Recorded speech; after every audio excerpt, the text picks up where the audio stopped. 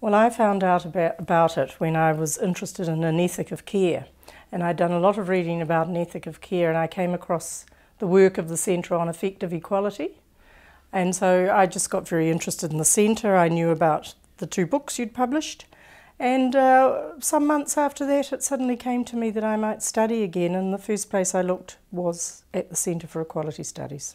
And so I didn't hesitate really, I just thought I'll come to Ireland and do that. At the time it didn't seem that long because of course you speak English of sorts, and all my ancestors are from Ireland, so to me it seemed a little bit like coming home. Well, I can't find words good enough to talk about it. I don't want to sound as if I'm going over the top, but the course has met and exceeded all my expectations.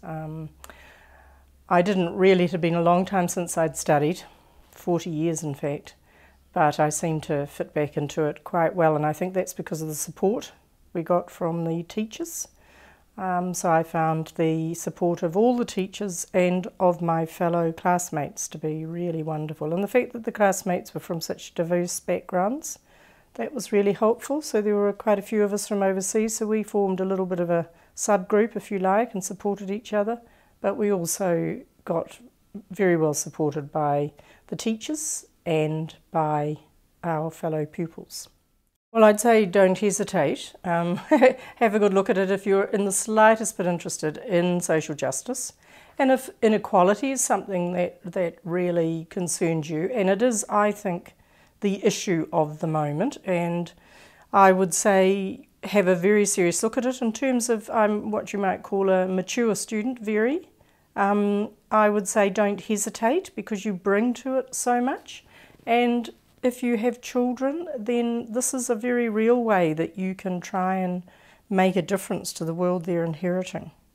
So those little bits would be, I would say don't hesitate, and also ask for help constantly. That's what I did. I didn't hesitate. The staff are very approachable, and just never feel you're on your own, just constantly ask for help. It is daunting. I think that I got onto the plane really without giving it as much thought as I might have, and it is daunting, and there are times when you feel very homesick, and what you don't realise is that you miss the history of your life.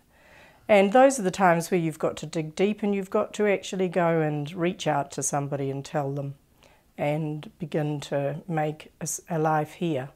So that's the only advice. And also, of course, Skype.